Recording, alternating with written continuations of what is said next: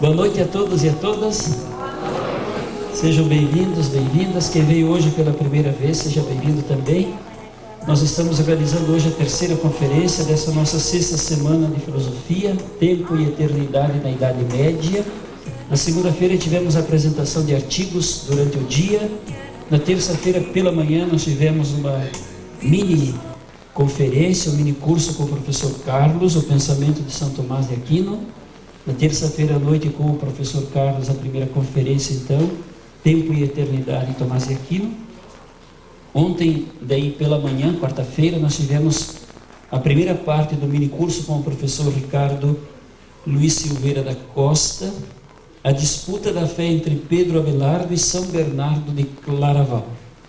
Então ontem pela manhã e hoje pela manhã ele trabalhou conosco, está conosco desde segunda-feira, convivendo aqui no seminário de filosofia e nos corredores e etc, ajudando muito, iluminando muito aqueles que estão nesse horizonte da filosofia, ajudando-nos em suas pesquisas, indicando leituras preliminares assim, de alguns volumes que, antes de trabalhar em seus autores, devem ler 1 ou 2 volumes assim de introdução, que ele conhece e indicou também, né?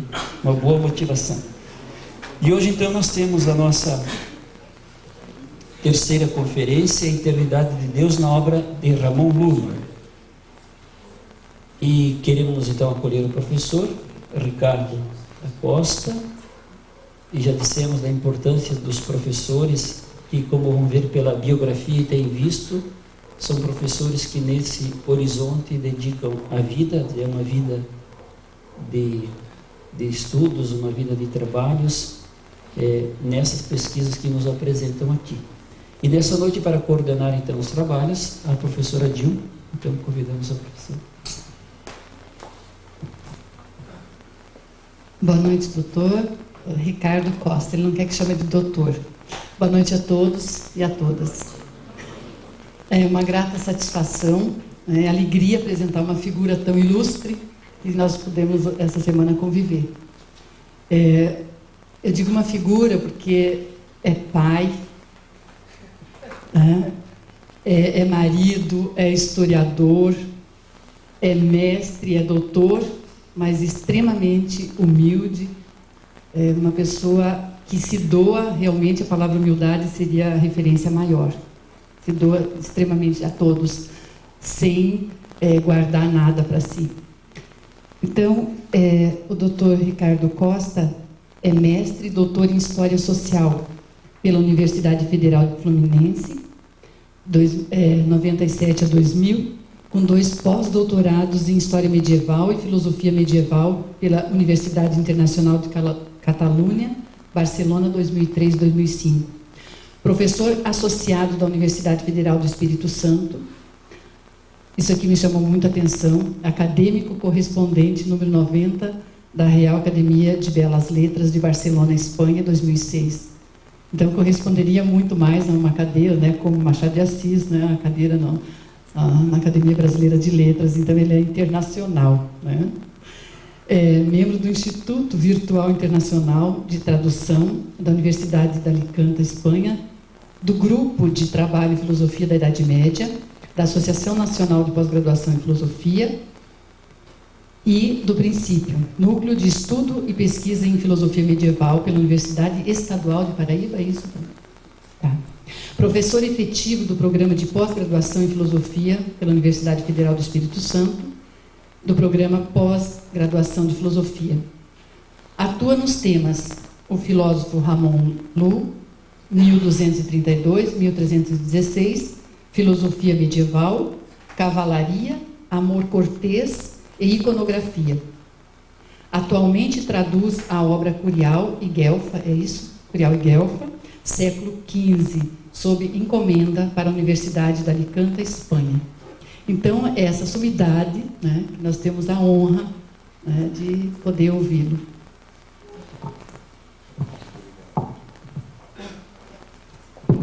Obrigado, professor. Boa noite a todos. Estou um pouco envergonhado agora. Em primeiro lugar, queria agradecer a recepção aqui no Instituto e os seminaristas me acolheram essa semana, e que passou muito rápido. Muito obrigado. Tem sido muito agradável, né? Eu dividi esse texto de hoje, esse trabalho de hoje, que já está disponível na internet, em duas partes breves, para que depois vocês possam participar, fazer perguntas e tal. Na primeira parte, eu vou explicar cronologicamente, eu não consigo abandonar a cronologia, porque sou historiador, né? O conceito de eternidade. Um pequeno intervalo. E na segunda parte, o conceito de eternidade na obra desse pensador que tem sido cada vez mais descoberto e redescoberto na Europa, que é o Ramon Llull, ou Raimundo Lully.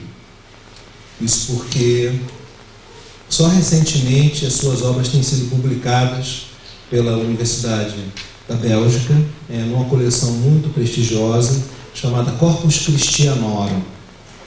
Coleção essa que é dirigida, organizada na Universidade de Freiburg, na Alemanha, pelo Raimundus Lullus Institut. Ontem eu assisti a palestra do meu colega, amigo, Roberto, e achei o filósofo de ontem um pouco, filósofo medieval, né? Que o Roberto apresentou um pouco confuso. E fiquei muito impressionado porque parece que a filosofia da Idade Média e até o final da Idade Média sofreu uma espécie de lentíssima decadência, no mínimo na sua linguagem, né? As coisas se tornaram cada vez mais obscuras, mais difíceis de entender.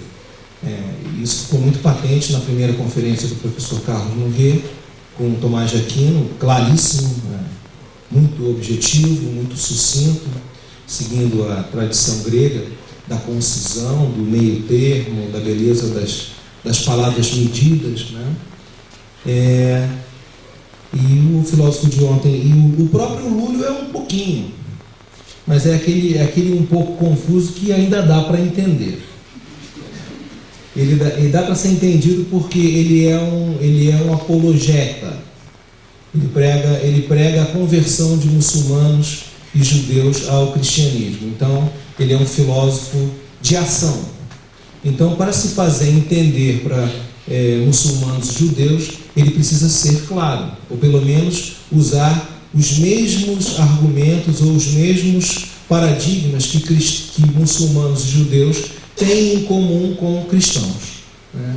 Então, ele faz parte da lenta decadência do século XII, XIII, XIV. Ele nasce no século XIII e morre no início do XIV. Vive cerca de 80 e poucos anos, uma vida muito intensa, escreve muitíssimo, escreveu cerca de 200 e poucas obras, em 40 anos quando se converteu. E ele faz parte, portanto, dessa lenta decadência de estilo gramatical, de expressão dos conteúdos, mas ele também está na ponte entre o mundo antigo e o mundo medieval. Ele está ali naquele meio caminho, tá? Ele tem elementos do mundo medieval na sua filosofia e ele antecipa elementos dessa obscuridade que eu percebi ontem, tá? Mas eu tenho certeza que vocês vão entender. Eu vou tentar ser muito claro, né? Eu começo aqui, por favor, a imagem, Wagner. Bom, acho que eu sigo aquela frase de um fotógrafo norte-americano, um polonês radicado nos Estados Unidos, se não me falha a memória. Uma imagem vale mais que 1000 palavras, né? Eu gosto muito de trabalhar com imagens. Então aqui vocês encontram um detalhe pequeno de uma Bíblia de luxo de Nápoles, confeccionada em cerca de 1360. É a folha 4, né, do Gênesis, durante o governo de Joana I de Nápoles. E ali está a Santíssima Trindade, esse personagem masculino com uma auréola dourada, da esquerda para a direita. Não dá para ver muito bem, mas o texto está disponível na internet e a imagem também. Da esquerda para a direita tem o Pai, o Filho e uma pomba, que é o Espírito Santo. Então ele está ali, a Santíssima Trindade está ali, a partir da eternidade. A eternidade aí é representada com esse fundo azul e vermelho. Cria então o céu e a terra com um bastão, como os mágicos, né? Com aquela varinha de condão, criam o mundo, o céu e a terra com um bastão, difundindo no céu e na terra o Espírito Santo, que é outra pomba que está lá dentro do círculo azul. A filosofia de ação de Raimundo Lúlio, ou Ramon Lúlio, pretendeu provar racionalmente a existência da trindade no mundo, a judeus e muçulmanos, para convertê-los e assim difundir o cristianismo e a Igreja Católica no mundo, pelo mundo, né? Então eu começo com uma definição, pode passar, Wagner? Raimundo Lúlio é considerado o filósofo das definições curtas e breves, né? Vamos então ler a passagem. Eternidade é aquela propriedade e natureza pela qual a magnitude e o poder duram eternamente na unidade do número. E por isso, o poder pode ser infinitamente grande e extenso na eternidade. E ali está a passagem aqui embaixo. Muito bem, nessa definição do final do século XIII, muito semelhante a uma passagem de Platão, uma passagem platônica, como veremos, o filósofo catalão Ramon Llull relaciona a eternidade divina com outras duas dignidades de Deus, a grandeza e o poder. Deus é eterno, Deus é grande, Deus é poderoso. E aí vocês vão perceber que ele repete então as mesmas ideias de muçulmanos e judeus. Judeus e muçulmanos concordam que Deus é eterno, Deus é grande e Deus é poderoso. E ainda se vale do conceito aristotélico de duração como sinônimo de eternidade. Eternidade é igual a duração. A eternidade dura eternamente.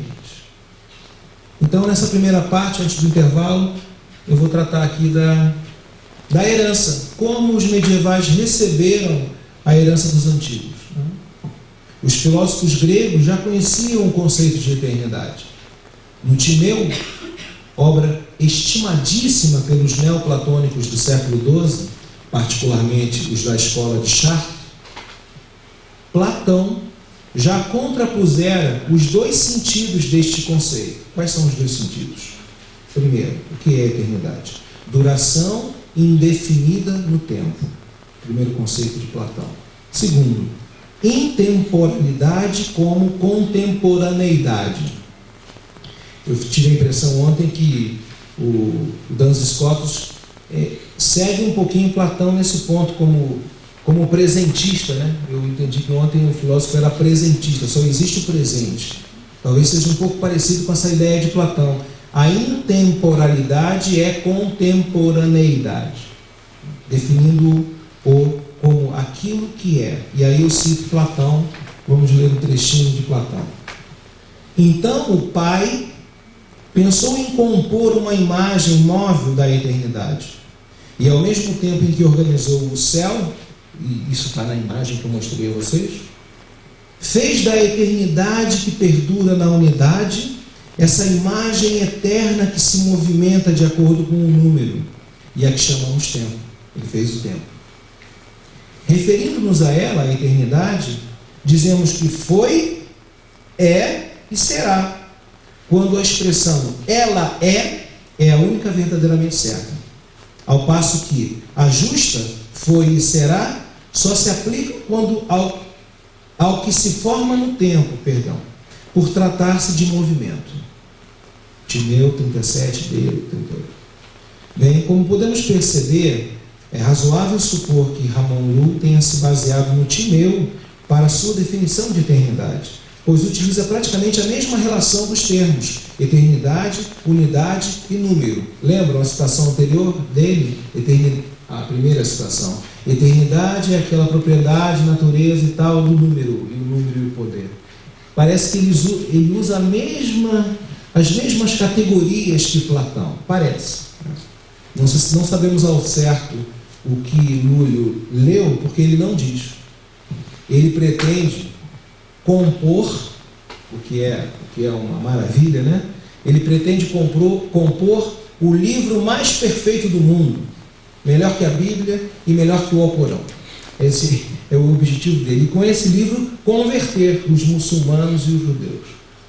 O objetivo dele é compor o melhor livro do mundo. É bastante pretensioso.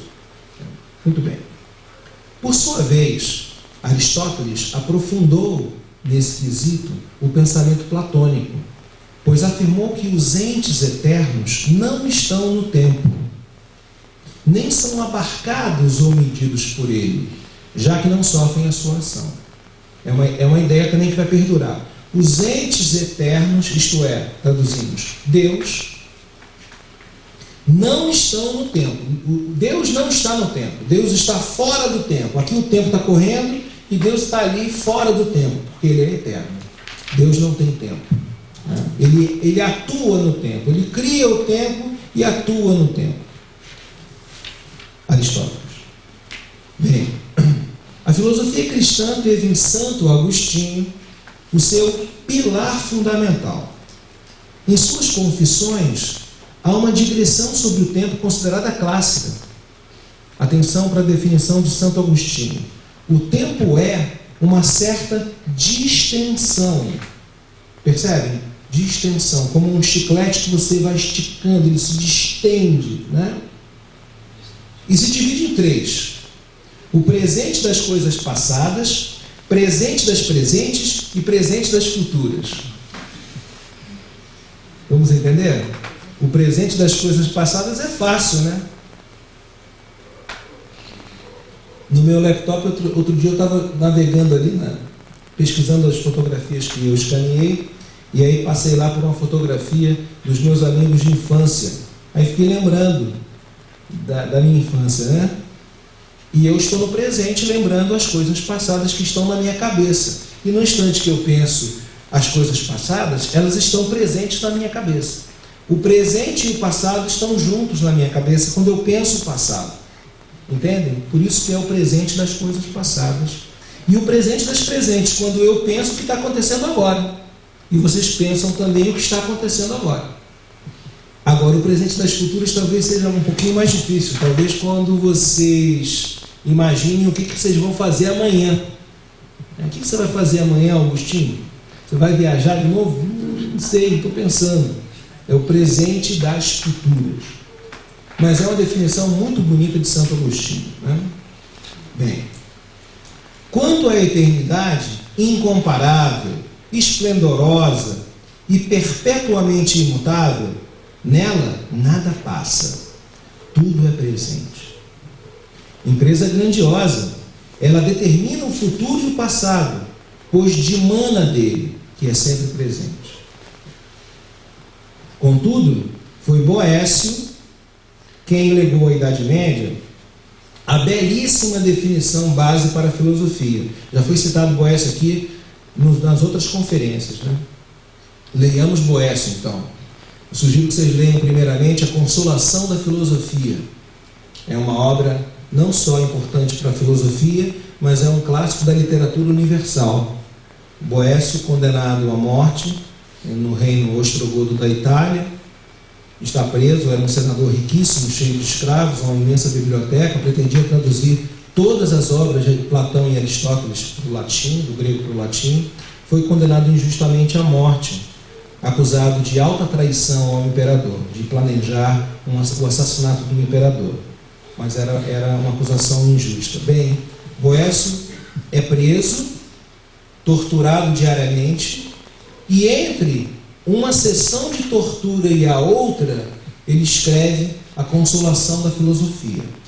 A filosofia surge na prisão e conversa com Boécio e o consola da sua condição miserável. E repare que a obra, além de ser um clássico da literatura universal, já publicada no Brasil, como era a tortura de Boécio, uma coisa horrorosa. Colocavam um cinto como um torniquete na testa e iam apertando a testa até os olhos saltarem das faces, né, da face. E ele conseguiu, entre uma sessão de tortura e outra, escrever essa obra magistral, que já está traduzida para o português e, se não me engano, publicada pela Martins Fontes, né? É um livrinho fininho que todo estudante de filosofia e estudante de literatura e amante das letras deveria ler. Muito bem. Qual é a definição de Boécio? Prestem atenção. O Carlos Nogueira, professor Carlos Nogueira, citou essa definição de cabeça, né? Mas eu não tenho mais a memória eu não tenho a memória do Carlos Nogueira, né? Minha geração já é a geração sem memória. A geração mais velha sabia tudo de cabeça. Bem, o que é a eternidade? Eternidade é a posse completa e perfeita de uma vida ilimitada. Ela nos esclarece sobre a natureza divina e sua sabedoria. O ser eterno, portanto, como está sempre presente e tem plena posse de si mesmo, apreende e possui de uma só vez a totalidade da plenitude de uma vida sem limites, a qual nada falta do futuro, nem escapa do passado. É belíssimo. Em outra obra sua, da Santíssima Trindade, Boécio faz uma importante distinção entre eternidade e sempiternidade, ou perpetuidade, dependendo da tradução. Pois, a respeito do tempo, lógico, em uma cosmologia de orientação cristã, como bem nos lembra Juvenal Savian Filho, há de se distinguir o Criador das criaturas. É necessário que se faça uma distinção. Uma coisa é o Criador, outra coisa são as criaturas. E ele define, e cito, com efeito, Deus é sempre, porque nele sempre é do tempo presente, e há tanta distância entre o presente das nossas coisas, que é agora, e o das divinas, que o nosso agora, como que correndo, faz o tempo e a sempiternidade. Enquanto o agora divino de Deus, permanecendo e não se movendo, mas sempre constante, faz a eternidade. Se acrescentares sempre ao nome eternidade, farás deste agora que corre sempre algo infatigável, e que por isso é um curso perpétuo, a sempiternidade. A distinção boeciana marcou a Idade Média. De fato, a partir do século IV, a maior parte dos pensadores cristãos sustentou a ideia de que Deus existe fora do tempo. E, daquela sua região atemporal, que é a eternidade, Deus atua e conhece simultaneamente cada momento do tempo. Deus conhece todos os momentos do tempo no mesmo instante, o passado, o presente e o futuro. A própria Bíblia, atenção, confirmava isso, ao contrário do que afirmou o professor Swinburne, um professor de Oxford. Parece que ele se enganou, salvo o melhor juízo. Há várias passagens do Antigo Testamento que aludem à eternidade, desde sempre e para sempre. Cito a nota: desde sempre e para sempre tu és Deus. Mas o amor de Yahvé existe desde sempre e para sempre existirá por aqueles que o temem. Bendito seja Yahvé, Deus de Israel, desde sempre e para sempre. São várias citações bíblicas. E particularmente duas em especial. Uma, a que afirma que a sabedoria foi estabelecida por Deus desde a eternidade. E a segunda, a que afirma que Deus está nas alturas, em um lugar excelso, que habita a eternidade e cujo nome é santo. Isaías 15, 57, 15. Após Boécio, a grande contribuição pré-escolástica ao tema da eternidade pertence a Santo Anselmo, alegou João Marimbon. Santo Anselmo, que é leitura obrigatória na história da filosofia, para quem estuda filosofia, porque criou o chamado argumento ontológico, a prova que Deus existe sem precisar citar nenhum livro, com apenas o raciocínio. Foi tão importante esse argumento de Santo Anselmo, se tornou tão famoso na história, que praticamente todos os filósofos, até Kant, foram obrigados a ler, reler o argumento ontológico e discuti-lo, criticá-lo, aceitá-lo. Isso variou ao longo da história da filosofia, mas também é um argumento que é muito, muito importante. E, olha, certa vez eu li o argumento em sala de aula na Federal do Espírito Santo para uma turma, no mínimo, agnóstica, e os estudantes ficaram... Quando eu terminei de explicar e eles entenderam a ideia do argumento, que não dá para explicar aqui porque estamos falando outra coisa, a turma ficou: nossa, caramba! Mas os outros falaram: mas eu continuo sem acreditar aí. Mas ficaram ali naquele instante numa dúvida danada, né? Vocês devem ler. É muito interessante. Santo Anselmo. Bem, em seu monológio, Anselmo explicita ainda mais o conceito que Boécio. Ele se aproveita de Boécio e aprofunda o conceito de Boécio. Como é verdade, atenção, hein? Como é verdade que algo sempre existiu e existirá, atenção, algo sempre existiu e sempre existirá. Nunca existiu o nada. O nada não existe. Sempre existiu alguma coisa. Como isso é verdade? A verdade não tem princípio nem fim. Como é verdade que sempre existiu algo, sempre, a verdade não tem princípio nem fim. E Deus, a natureza suprema ou essência suprema, é a verdade que não existe no tempo, pois sua idade é distribuída no passado, no presente e no futuro. A respeito da verdade, eu queria fazer um pequeno comentário, que eu achei muito engraçado, de que é algo que sempre existiu.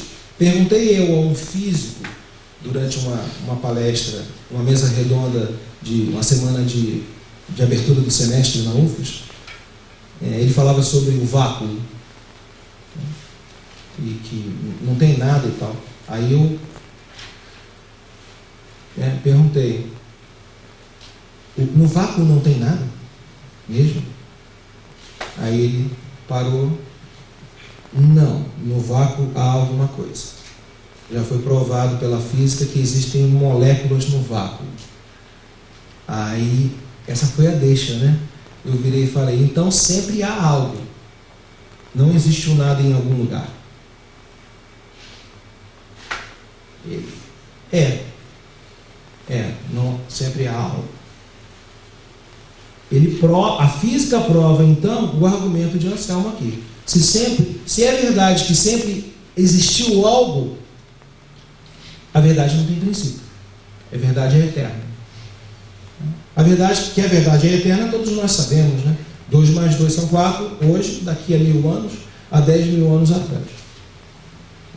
E o triângulo tem o mesmo número de lados há 10.000 anos atrás ou daqui a 10.000 anos.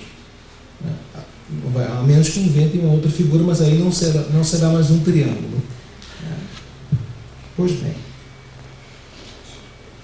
Ademais, prossigo em Anselmo, ela, que é a essência suprema, encontra-se em todo lugar e tempo, porque não está ausente de nada. Claro, sempre existe algo, né?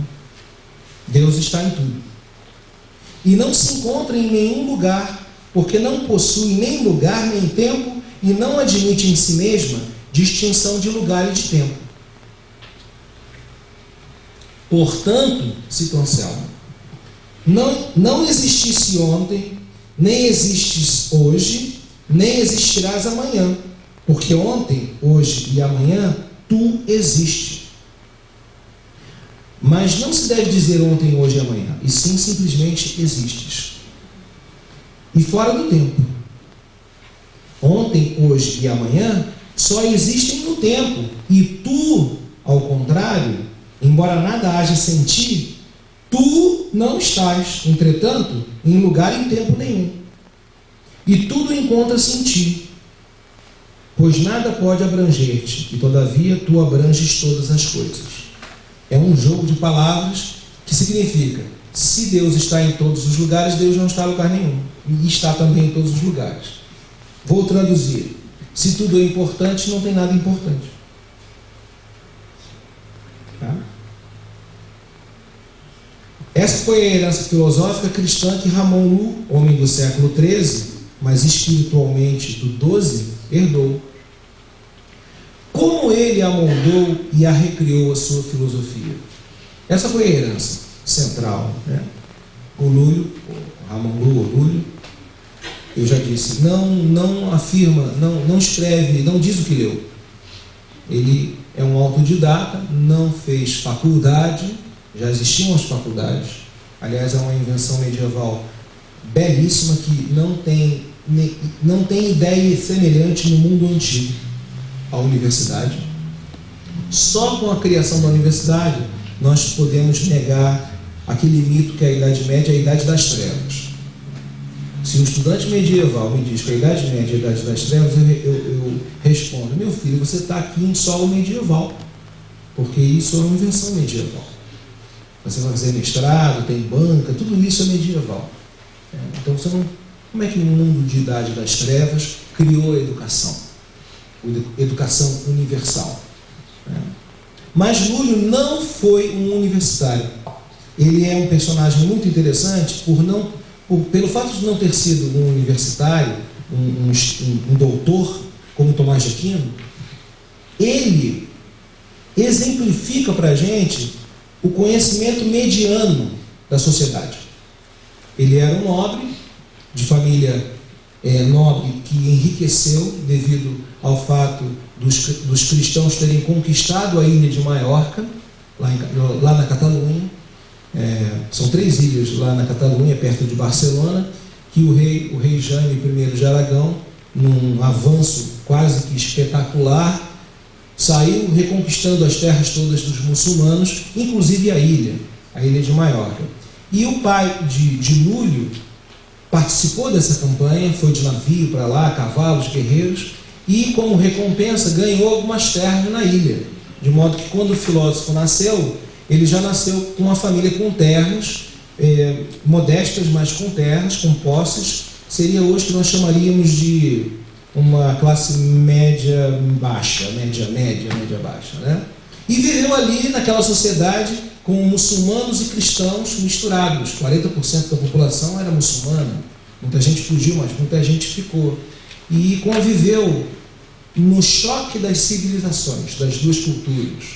E viveu esse ambiente. E a sua história é muito interessante porque até cerca de 30 e poucos anos, ele mesmo conta, casado com filhos, né, que era um homem completamente mundano. Ou seja, vivia a arte de trovar e cantar canções na corte do rei. E cantando canções, ele conquistava mulheres. Vivia, diz ele, uma vida dissoluta. E uma certa noite, estava ele no seu quarto, ele nos diz isso em sua autobiografia, escrita, ditada a um monge em Paris, já no século XIV, contando a sua vida. Estava ele no quarto compondo uma canção para uma feiticeira. Ele chama a mulher de feiticeira porque ele estava apaixonado pela mulher, né? Não a esposa, outra mulher, né? A mulher era uma feiticeira que ele estava ali louco, compondo a canção. Então tentava ali encontrar as rimas da letra e tal, com a viola, quando de repente Cristo apareceu, surgiu no canto do quarto, no teto, crucificado. E ele nos conta que ficou morrendo de medo e se meteu embaixo da coberta e deixou a música para lá. Voltou, tentou novamente na noite seguinte, na outra noite, durante 5 noites, diz ele, que o Cristo apareceu ali crucificado. E ele abandonou a canção e ficou refletindo longamente sobre isso e chegou à conclusão que Deus queria que ele mudasse de vida. Então ele sobe a um monte, fica lá contemplando o céu durante um tempo. Eu, quando li o texto, achei que o monte era um montinho assim como esse aqui atrás, né? Mas você sobe de carro, sobe, é uma montanha mesmo, né? Eu fiquei imaginando, nossa, como é que pode uma pessoa subir no meio do mato, segurando em árvores, até fica lá sozinho, comendo, aqui seriam as bolotas como é que é o nome da... Hã? Os nozes, não conhecia. Enfim, ele se converte resolve abandonar a família e deixar os bens para a família.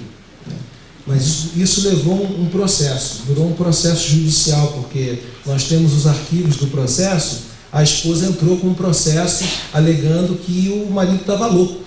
O marido não cuidava mais da fazenda e deixou tudo para lá, e ela estava ali já desesperada e contratou um advogado para resolver o problema. E ele foi lá pessoalmente e assinou a separação, a entrega dos bens, digamos assim. Mas guardou uma parte para si, porque foi um viajante incansável, foi à África do Norte, foi à Palestina, foi até a Turquia, foi à Itália, foi a Paris, um viajante incansável e um escritor compulsivo. Ele escreveu muitas obras, algumas com mais de 2.000 páginas, passou os seus 40 anos restantes escrevendo, com um objetivo: convencer os papas e todos os poderes dos príncipes, duques e nobres da Europa a 3 coisas. Primeiro, fundar escolas de estudantes de árabe, interessados no martírio, em ir para o mundo árabe e serem martirizados. Escrever o melhor livro do mundo contra os erros dos infiéis. E ficou a vida inteira escrevendo e reescrevendo e elaborando e reelaborando, o que nós vamos ver aqui um pedacinho, através das dignidades de Deus. Deus é bom, Deus é sábio, Deus é grande, Deus é onipotente, Deus é poderoso, Deus é belo e tal. Começaram um diálogo com muçulmanos e judeus, e passou o resto da vida fazendo isso, e nunca foi ouvido. Ou melhor, no último concílio que ele participou, se não me falha a memória, concílio importante porque decidiu o fim dos templários, dos cavaleiros templários, e ele estava presente no concílio, algumas de seus pedidos foram aceitos pelo concílio papal, e ele já muito velho, né? Mas ele não cessa de reclamar que fala e ninguém escuta, e não só isso, ele escreve tantos e tantos livros e as pessoas não estão interessadas em ler o que ele escreve, a tal ponto que as pessoas são como gatos que passam por brasas. Na hora de ler os livros dele, são como gatos que vão pulando pelas brasas e não leem nada direito, né? E lamenta, e sofre, e tem momentos de intensa depressão. Tem um nome isso na psiquiatria, quando a pessoa passa de um estado de profunda depressão para um estado de euforia e depois novamente cai em um estado de depressão enorme e fica nessa oscilação. E muito engraçado, quando dá uma aula na Universidade de Paris, ele vai lá e pede para dar uma aula, né? Não é professor, mas pede para dar uma aula, e ninguém entende nada. Os estudantes não entendem, ficam ouvindo o que esse cara está falando. Reclamam que ele tem um jeito árabe de falar, né? Uma forma arábica de falar, e a Universidade de Filosofia e Teologia não o aceita. Só no final da vida, a Universidade de Medicina aceita a sua filosofia, porque na época a medicina continha vários elementos extramédicos, né? Extramedicinais, como por exemplo a astrologia. O médico tinha que fazer um mapa astral para saber se a aplicação do remédio estava combinando com a posição dos astros e o signo da pessoa no momento que a pessoa ia tomar o remédio. Então o médico tinha que ser um tipo de astrólogo também. A astrologia que era defendida pela igreja. A igreja não se opunha à astrologia, fazia parte de uma das disciplinas da escola. Muito bem.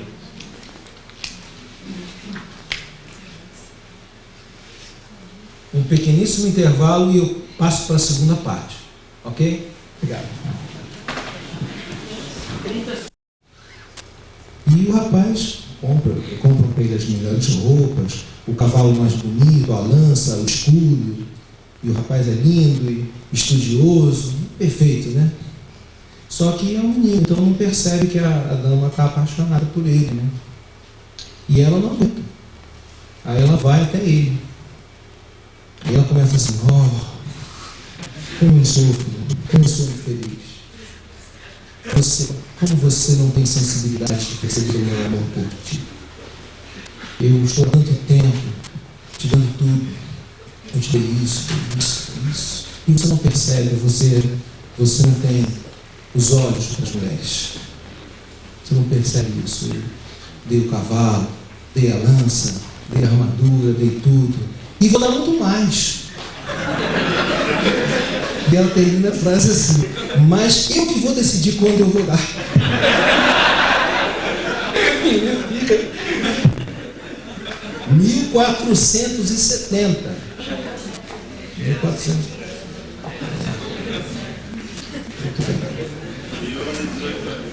Estão convidados quando sair a novela. É uma novela mesmo, né? Janete Claire, a gente aprendeu aí. Estão convidados a comprar o livrinho que vai sair. Mas vai demorar uns 2 anos, porque é imensa, né? O rapaz dá uma volta ao mundo, é preso na Terra Santa, escravo dos muçulmanos, aí luta, aí vai para Paris, aí participa dos torneios, daqueles torneios de cavalo, sofre, mas no final ele se casa. No final...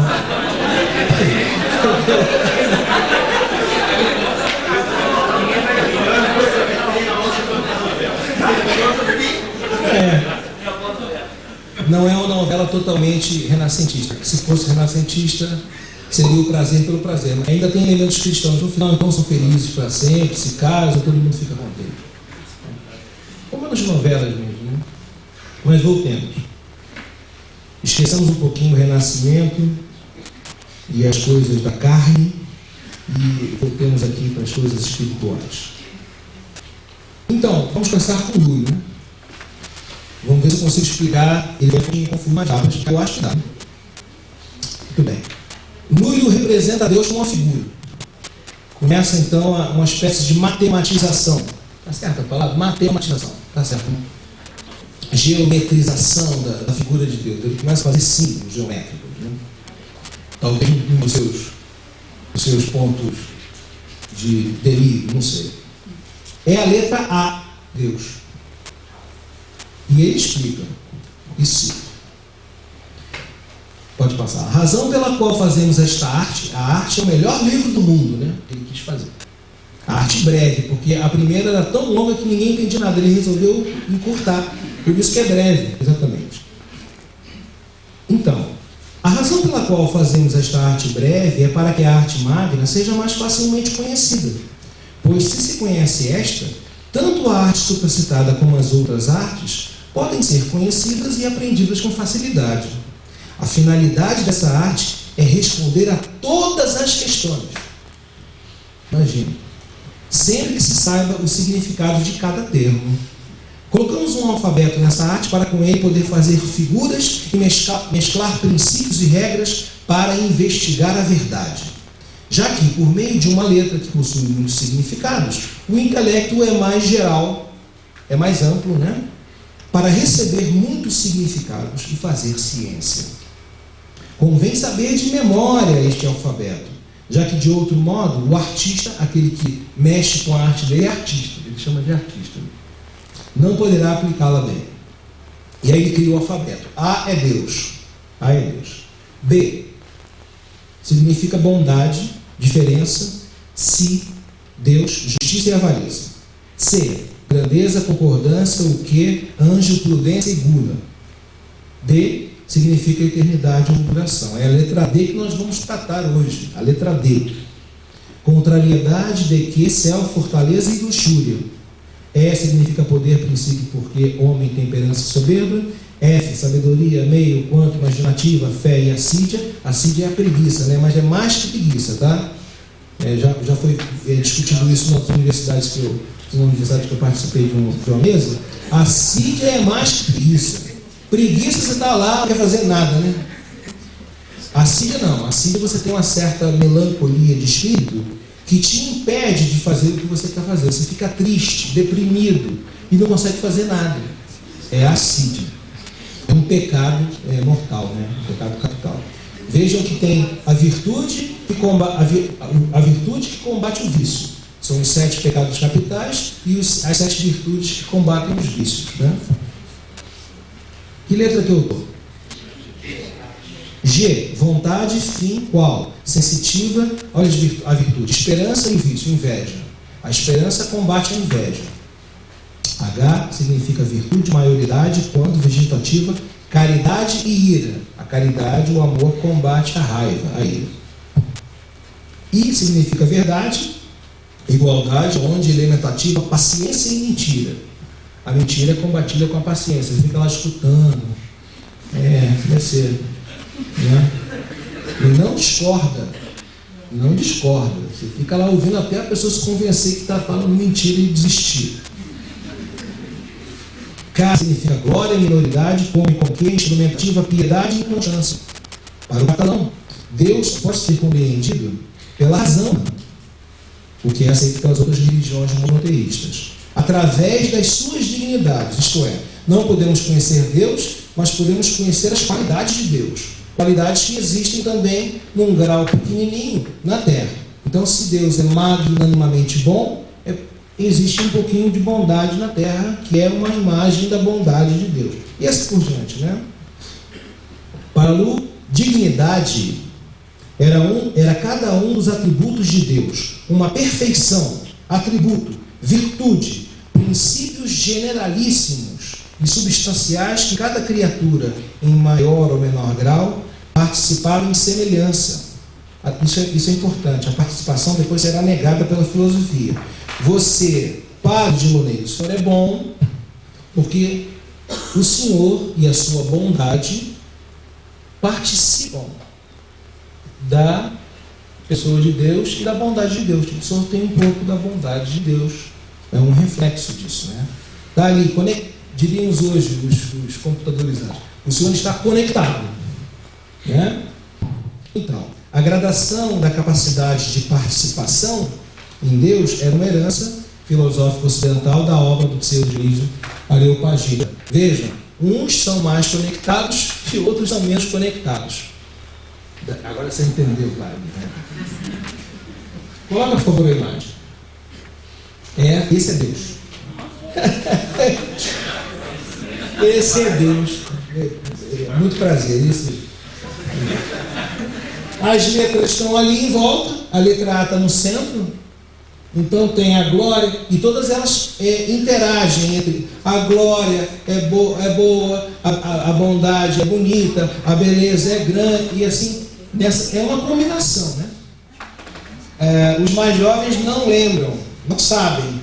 Mas da minha idade para trás, tinha um joguinho de criança que você passava o papel com os quadradinhos e eles iam sendo preenchidos por outras coisas. Passava e tinha nos quadradinhos outras coisas iam sendo preenchidas. Ninguém sabe, eu sou antigo, né? Mas enfim, aí, verdade e tal, tudo aí, né? É a figura 1.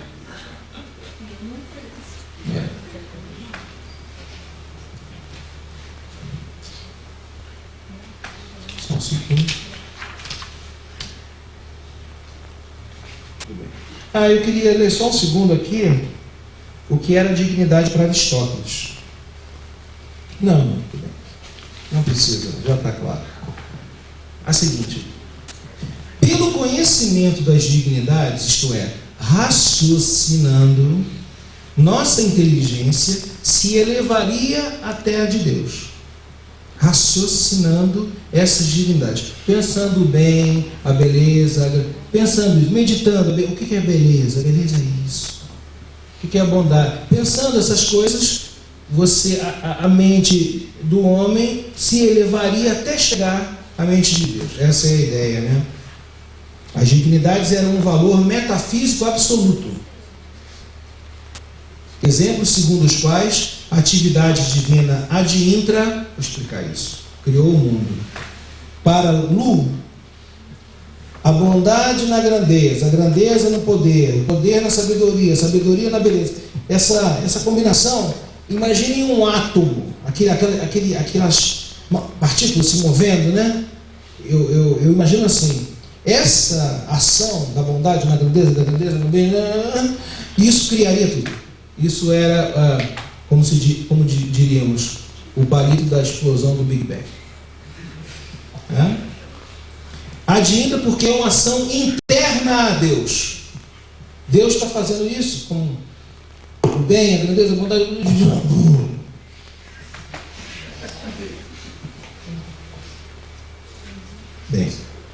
mas elas se refletiam em todos os aspectos da criação. Tudo tem a ação dessas grandezas, dessas dignidades. Tudo. Todo o método indutivo, comparativo e demonstrativo da arte consistia na redução das coisas particulares aos aspectos transcendentais da realidade, que são dignidades. E, consequentemente, a comparação das coisas particulares à luz das grandes. Ou seja, é uma forma muito espiritual de pensar. Você sempre vê a realidade das coisas particulares e sempre vê os resquícios das coisas grandes de Deus. Não preocupado com os corpos, com as nossas formas, né, no sentido comum, e sim com o que está por trás das aparências. E sempre pensando o que isso tem sempre um resquício. Né?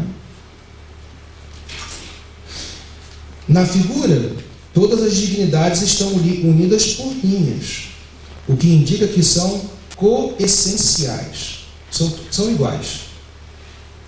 A grandeza é do mesmo tamanho que a bondade, são iguais. Não tem diferença porque nós criamos a diferença, mas é tudo a mesma coisa. Né? E mutuamente convertíveis, que é o que eu estou dizendo. A verdade é grande, ela se converte na grandeza. A grandeza é boa, a beleza é bonita, a bondade é bonita e assim por diante. Elas são convertíveis entre si. Né? Por exemplo, a bondade de Deus é grande, olha só, a bondade de Deus é grande, eterna, poderosa, sábia, etc. A grandeza é boa, eterna, poderosa. A eternidade é boa, sábia, poderosa, verdadeira, etc. Cada uma age na outra. E isso é muito importante. Para ele, Deus nunca está ocioso. É uma novidade, né? Deus nunca está parado. Ele está em ação. Nesses valores, ele está em ação constante. Por quê? Porque a bondade não cessa de fazer o bem. Ela não cessa de fazer o bem pela eternidade, pela verdade, pelo poder, ela não cessa de fazer o bem com a sabedoria, etc. A grandeza sempre magnifica. Ela magnifica com o poder, ela magnifica com a sabedoria. Vejam que é uma ladainha, entendem? É uma ladainha. A eternidade eterniza com o poder, a eternidade eterniza com a sabedoria, com a bondade, com o bem, etc. Isso porque as três religiões concordavam nesses aspectos. Tanto judeus quanto muçulmanos concordavam que Deus é grande, que Deus é sábio. E ele achava que isso era o ponto de partida para começar a conversa. Tá? Ele achava que isso era o que colocavam as três religiões na mesma mesa para conversar. O ponto de partida. Tem que começar por alguma coisa, né? Você não pode começar a conversar contigo se você é Flamengo ou sou Fluminense. Quer dizer, posso, mas já começamos com... Vamos falar de futebol? Não, vamos discordar mais do que concordar. Né? Desculpa ter citado Flamengo e Fluminense, mas aqui seria... Eu ontem falava no Grêmio. Bem. E desculpa porque... Para mim, o Flamengo representa o mal.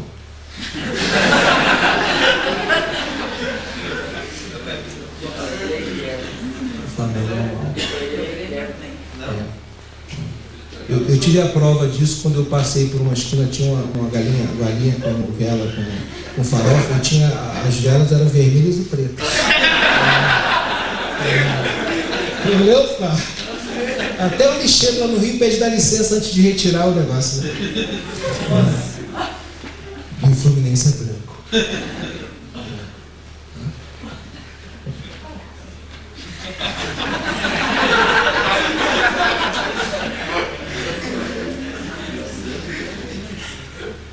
Por isso, agora vai complicar só um pouquinho, mas dá para entender, eu acho. Né?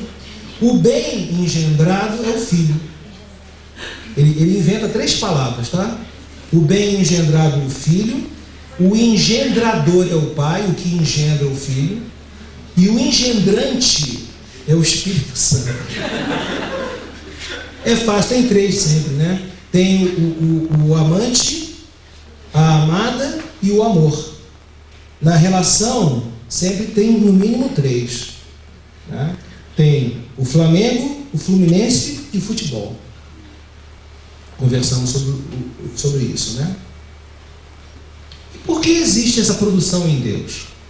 Porque ele responde: caso não existisse essa produção em Deus, todas as razões divinas seriam ociosas, na extensão e na duração infinitas. E isso é impossível. É impossível que Deus seja ocioso. Por isso ele é chamado de filósofo da ação. Você tem que agir, tem que fazer. Não pode ficar parado. Né? Lula escreve literariamente essa ativa e eterna relação entre as dignidades em seu Livro das Maravilhas. Demorei vários anos para traduzir isso. Mas é uma novela boa, porque conta muitas coisas da vida cotidiana, né? Mas nesse Livro das Maravilhas, está publicado na coleção Grandes Obras do Pensamento Universal da editora... vende na banca de jornal, esqueci agora. Baratinho, né? Livrinho de bolso. É uma obra legal. Escrita em 1280, concluída em 1289 em Paris. Eu acho que eu vou ler a notinha, né? Vocês vão entender essa ladainha. É uma ladainha, até a hora que vai convencer o muçulmano. O cara vai ficar falando isso até... Vou ler, tá? Tenham paciência. Amável filho, na natureza de Deus existem a bondade, a infinitude, a eternidade, o poder, a sabedoria e a vontade, e muitas outras dignidades estão no ser de Deus. E cada uma delas é Deus. E em nenhuma delas existe ociosidade. Por isso, a bondade não cessa de fazer o bem, isto é, produzir o bem em si mesma e de si mesma. E pela infinitude, a eternidade, o poder, a sabedoria e a vontade, ela faz o bem e engendra de si mesma com a eternidade, o poder, a sabedoria e a vontade. Este bem engendrado é a pessoa do Filho, e o engendrador é a pessoa do Pai. E do Pai e do Filho nasce o Espírito Santo. O mesmo faz a bondade, a imensidão, a eternidade, o poder, a sabedoria e a vontade, e ao mesmo tempo o Pai, o Filho e o Espírito Santo são uma natureza divina, uma divindade, um Deus. E em Deus existe uma pessoa, o Pai, por toda a bondade, a grandeza, a eternidade, o poder, a sabedoria e a vontade. Pois aquele que engendra o Filho e faz nascer o Espírito Santo é a bondade, a infinitude, a eternidade, o poder, a sabedoria e a vontade. O mesmo ocorre com o Filho e o Espírito Santo, que são cada um deles a bondade, a infinitude, a eternidade, o poder, a sabedoria e a vontade. Por isso, nesta obra que Deus realiza dentro de si mesmo, são suficientes uma paternidade, uma filiação e uma procissão. E como nessa obra existem a infinitude e a eternidade, não pode haver ociosidade, nem desigualdade, maioridade ou minoridade, tudo igual. Né? Pois se houvesse bondade em Deus sem a criação do bem, e a infinitude sem a criação do infinito, e o mesmo da eternidade, do poder, da sabedoria e da vontade, existiria em Deus ociosidade de bondade, de infinitude, eternidade, poder, sabedoria e vontade. E tal ociosidade seria contra a bondade, a infinitude, a eternidade, o poder, a sabedoria e a vontade de Deus. Por isso, assim como é suficiente Deus ser em unidade, basta a unidade, uma paternidade, uma filiação e uma expiação. Pois o Pai, o Filho e o Espírito Santo são a, por favor, bondade, infinitude, eternidade, poder, sabedoria e vontade. E como o Pai engendra o Filho com toda a sua bondade, sua infinitude, sua eternidade, seu poder, sua sabedoria e sua vontade, existe no Filho toda a bondade, a infinitude, a eternidade, o poder, a sabedoria e a vontade do Pai. O mesmo ocorre com o Espírito Santo, que é toda a bondade, a infinitude, a eternidade, o poder, a sabedoria e a vontade do Pai e do Filho, procedendo assim, infinita e eternamente, todo o Espírito Santo, de todo o Pai e de todo o Filho, e por todo o Pai e por todo o Filho. É natural existir amor entre pai e filho. E naturalmente, o homem ama a virtude que nasce de seu ato de lembrar, entender e amar. Ora, se o pai ama o filho, que é engendrado de seu corpo e do corpo da fêmea, quanto mais amaria seu filho se o engendrasse somente de si mesmo, de todo si mesmo e igual a si mesmo. E se a alma ama seu lembrar, seu entender e amar, que nascem da sua virtude, mais amaria se seu lembrar, entender e amar fossem sua própria virtude e fossem ela própria.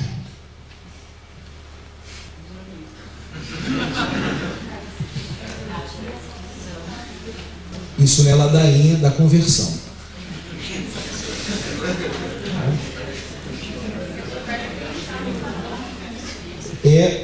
Essa repetição é a movimentação lá na figura, né? Tá. Aí tem que ficar repetindo até acabar. É a prosa daquela figura. Como é que se chama isso? Como é que ele chama isso? Teoria dos correlativos. O pai é a bonificação.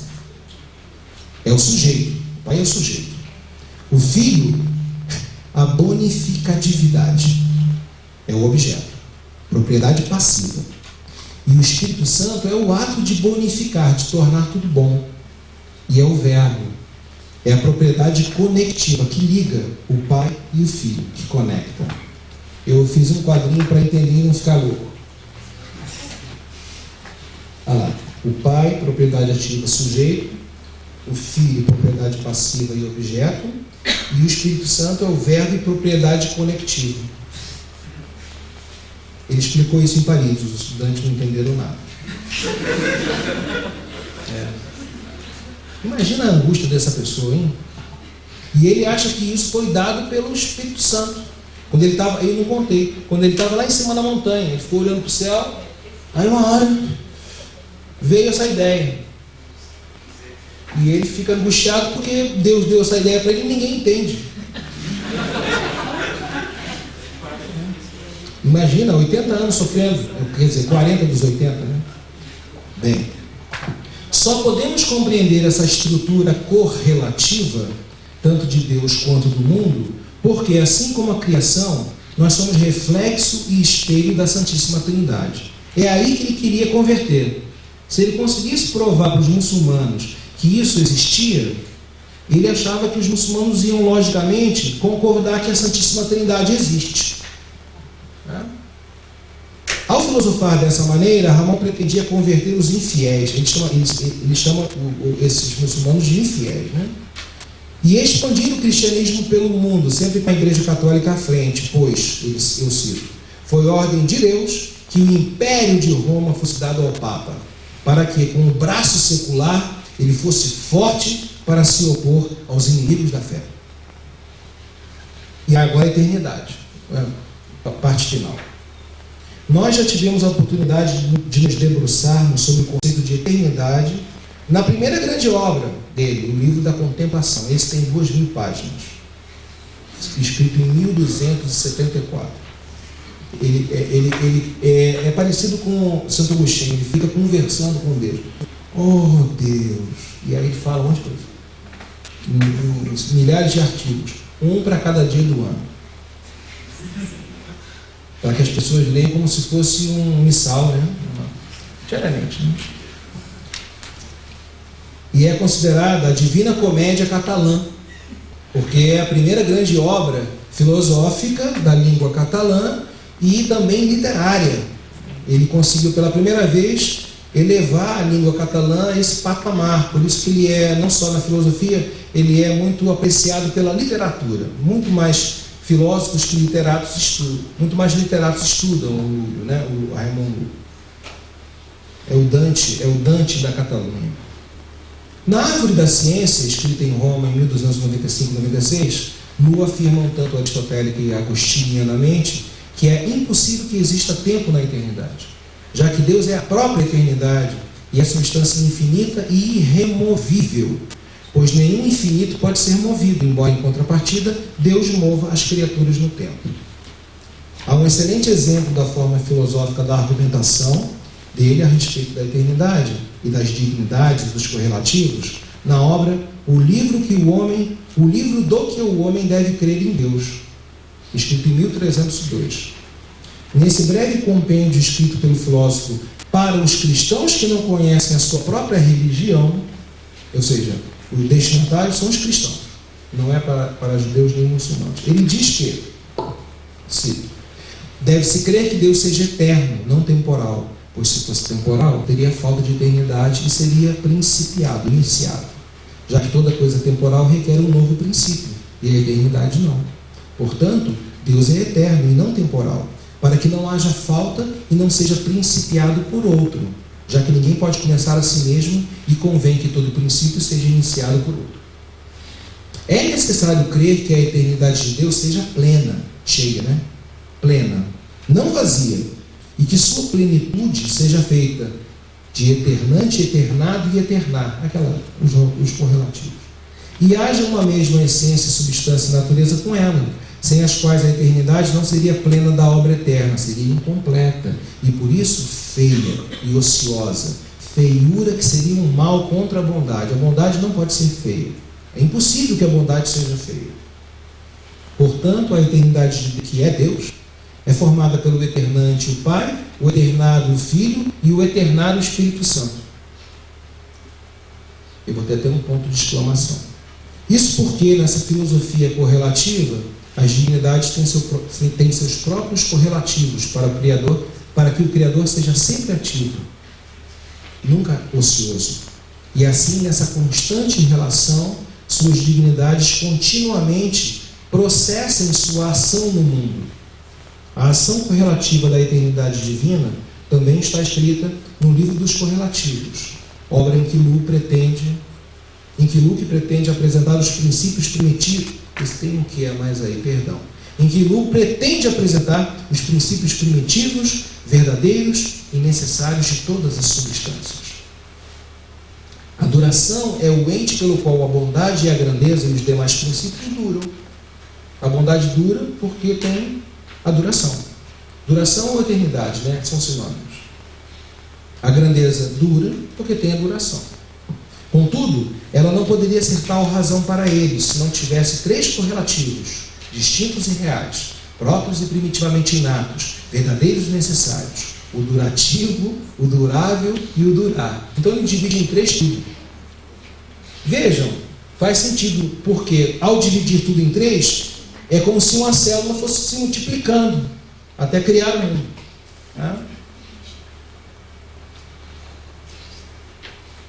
E assim segue nessa citação, em popular. Vou chegar, Wagner, por sua vez. Em uma de suas últimas obras, O Livro da Cidade do Mundo, escrito em Messina, Ramon alterna o modo de exposição de sua filosofia e a literaliza, ou seja, torna a literatura. Tem um grande especialista em inglês que diz que essa mudança de filosofia para a literatura que ele faz é a transmutação da ciência em literatura. E ele cria um diálogo filosófico alegórico entre Raimundo e ele se coloca na história, ele entra na história, ele é o autor e protagonista lá. Então ele começa a conversar com as dignidades de Deus, e a eternidade está lá, e ela se apresenta para o Ramon e se apresenta para as outras, Diz a eternidade: sou a bondade ótima, sou a eternidade ótima e a grandeza máxima. E a bondade, é a bondade mesmo. Você vê que ele me deixa louco? Sou a bondade ótima e a grandeza máxima. E a bondade ótima e a grandeza máxima são a eternidade eternalíssima. Minha definição se faz através dessa conversão do sujeito e do predicado, porque este tipo de conversão não pode ser feito em nenhuma outra essência. Acrescenta a eternidade em toda a essência em que a bondade ótima, a grandeza máxima e a eternidade eternalíssima são convertíveis, também o são o otimar, o maximar e o eternar. É assim que na essência de Deus, a bondade ótima, a grandeza máxima e a eternidade eternalíssima são convertíveis. Portanto, na essência de Deus, o otimar, o maximar e o eternar são convertíveis. Como isso é realmente assim, diz a eternidade, está demonstrada a minha essência e a minha operação intrínseca, sem acidente. Embora a associação feita pela professora Yates entre a filosofia de João Escoterígena, tradutor carolíngio do Pseudo Dionísio, e a de Ramon Lull já tenha sido devidamente contestada pelos especialistas contemporâneos, não posso deixar de pensar que a definição eternidade eternalíssima, no livro da Cidade do Mundo, faz eco à filosofia do Areopagita, do século V, esse filósofo. Um dos primeiros filósofos cristãos da Idade Média a utilizar gramaticalmente os superlativos para se referir às coisas divinas. Seja como for, um aspecto interessantíssimo do livro da Cidade do Mundo e que ilustra muito bem a desilusão de Ramon com os poderes constituídos, especialmente o Papa e a Igreja, é que, no final da obra, quando a justiça de Deus, né? Justiça que é Deus, deseja que Ramon vá à cúria papal e aos príncipes cristãos e mostre aquele livro para que eles sejam informados de tudo o que acontecia e tenham temor de Deus, há uma deprimida e autobiográfica escusa sua. Traduzindo melhor, a justiça, Ramon está lá na história que ele mesmo escreveu, ele está conversando com as dignidades de Deus, e a justiça fala para ele: Ramon, pega esse livrinho que você acabou de escrever e leva lá para o Papa, para ele prestar atenção que ele tem que fazer alguma coisa. Leva lá para os príncipes, porque se você não levar para ninguém, essa nossa conversa aqui foi à toa, né? E aí ele se desculpa, ele está tão desiludido com a vida, estava no momento B, né? Olha que engraçado.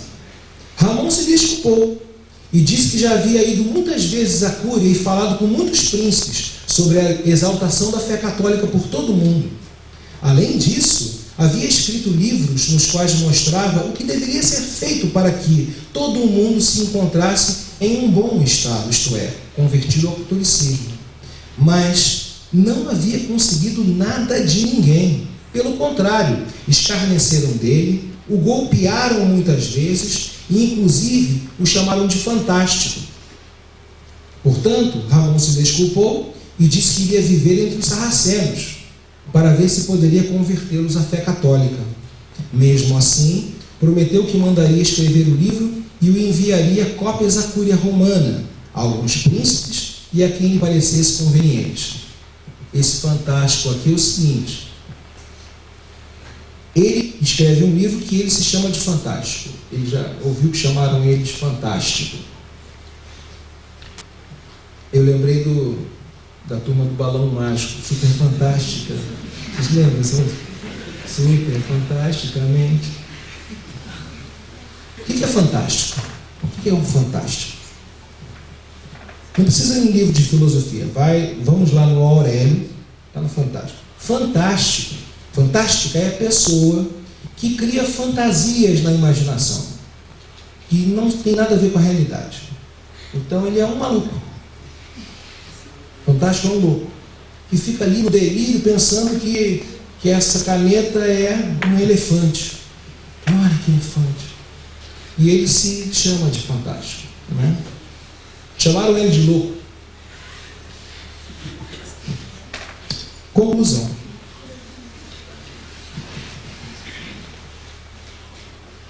Ramon Lull criou uma filosofia de conversão ao catolicismo heterodoxa, ele não é ortodoxo, heterodoxa e original, a partir de uma herança cultural filosófica comum das três religiões do livro, o judaísmo, o cristianismo e o islamismo. Embora ineficaz, não se tem notícia que tenha convertido ninguém. Coitado. No início do século XX, os irmãos Carreiras e Artal já haviam percebido as influências agostinianas e anselmianas de seu pensamento, enquanto outros autores ressaltaram a herança aristotélica dos analíticos posteriores, ou mesmo sua tentativa de superação da lógica aristotélico-escolástica. Eu mesmo já cheguei a sugerir possíveis analogias da filosofia lolliana com o pensamento monástico tradicional, particularmente com Bernardo de Claraval, autor que não inseri na primeira parte introdutória. Só um particular aqui, eu comparei o que o Bernardo de Claraval pensa sobre os advogados e o Dudo também pensa a mesma coisa dos advogados. Apresentei isso no congresso de advocacia em Porto Alegre e foi muito engraçado, porque os dois falam: olha, advogado é uma raça maldita. Como são os advogados, parece que tem uma língua de serpente, a verdade ali é maltratada. E eles ficam prolongando os processos e prolongando e fazendo todo mundo sofrer. Que Deus nos livre dos advogados.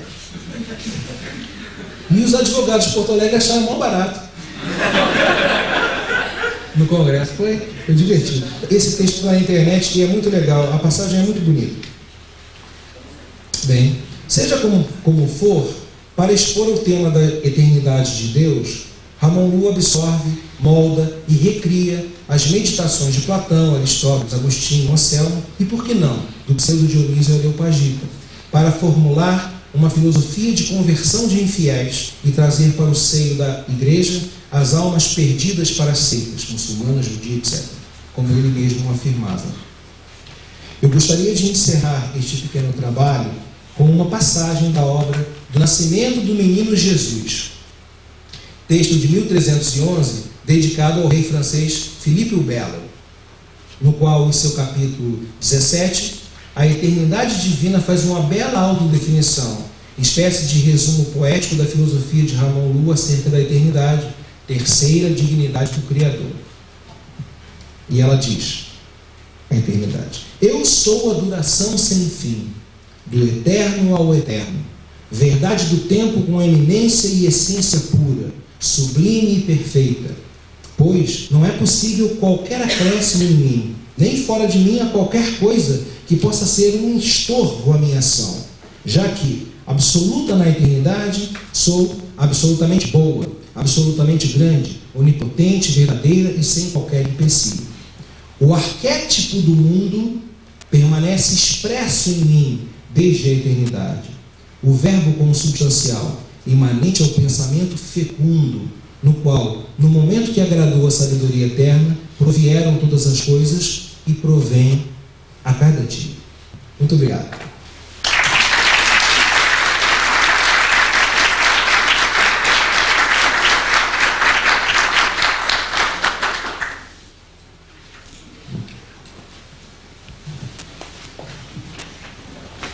Agora nós vamos, temos 20 minutos para as perguntas. Professor, minha pergunta é bem simples, é uma dúvida só. Logo após a ladainha que o senhor referiu aí, o senhor faz uma chamada de gráfico, né?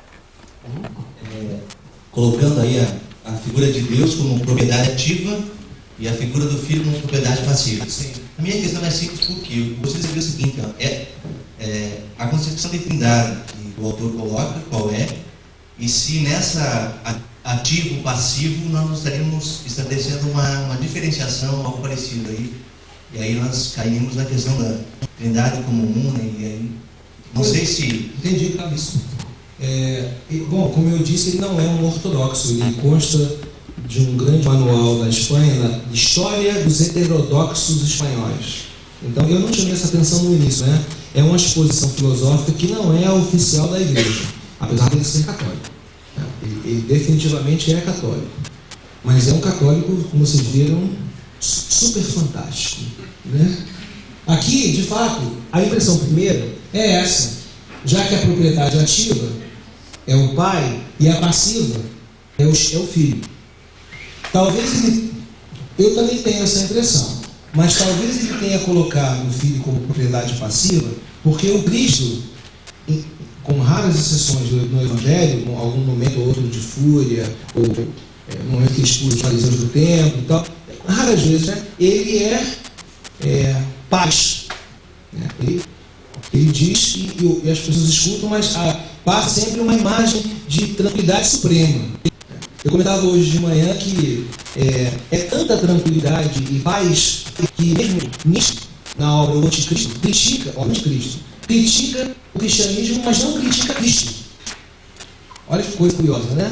Não critica o Cristo, ele critica o cristianismo, o Paulo e tal, mas o Cristo ele não critica. O que me sugere que ele é quase inatacável, porque se o maior Cristo não critica. Mas, de fato, é essa impressão que eu tenho em relação ao filho, né? Embora, como ele diz, é tudo a mesma coisa. Assim como a bondade e a eternidade são diferentes na nossa linguagem, mas